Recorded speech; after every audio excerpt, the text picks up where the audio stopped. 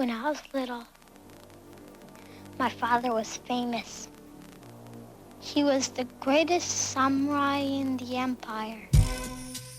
Hey everybody, today I'm going to answer a question that I've been asked for years and until now have been unable to answer. But briefly I'm going to talk about The Mandalorian, or as I like to call it, Shogun Assassin in Space. Now, I'm not knocking it, I actually really like the show so far. But look, Ogami Ito, the lone wolf, was an assassin for hire. Mando is a bounty hunter.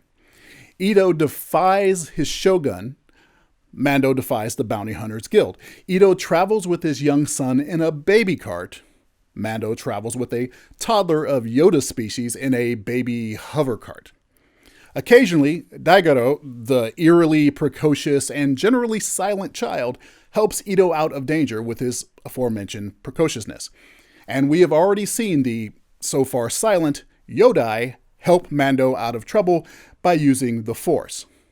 Now, in The Mandalorian, the toddler does not yet have a name, but we've seen two characters of this species before, Yoda and Yadi.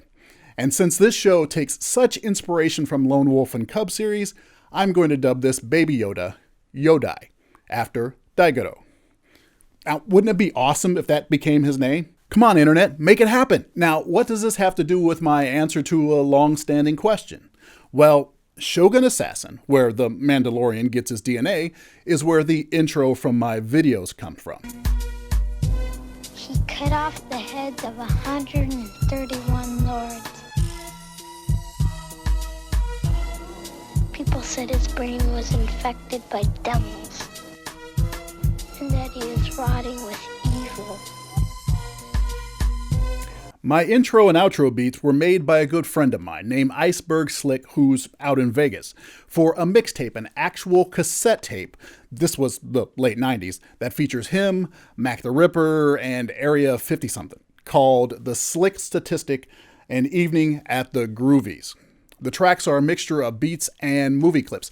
I digitized this about a decade ago when I wanted beats for my videos that no one else had. Now, I've also made use of this track featuring Berry Gordy's The Last Dragon. I am back. The Shogun is back on the scene, and the Shogun is the master. And this one using clips from Aliens. 8 meters. 7. 6.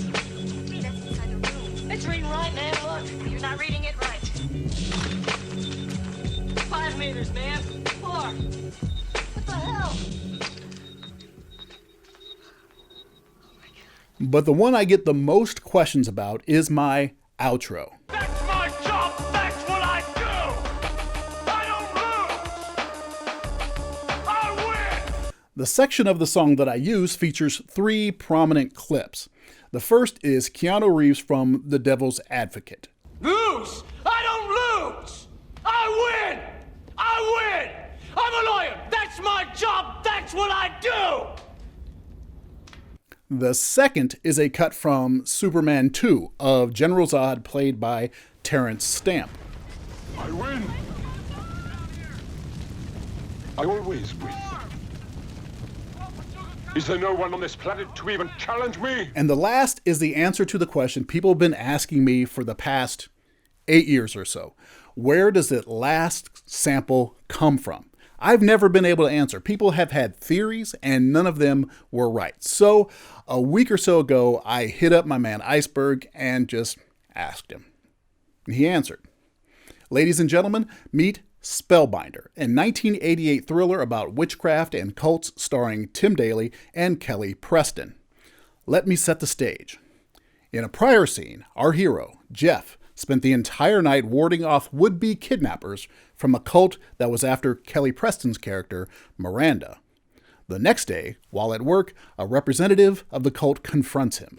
Mr. Kennerly will be ready to go in 10 minutes. Good, thanks. And there's a Mrs. White here to see you? All right, send her in.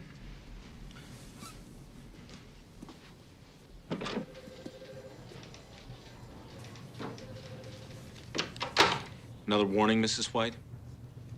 You've had your warning. Maybe you came by to congratulate me on last night's victory. And there you have it, folks. The answer to the longest unanswered question on this channel is Spellbinder, 1988. That's my job. That's what I do. I don't lose. I win. Is there no one on this planet to even challenge me? Maybe you came by to congratulate me on last night's victory.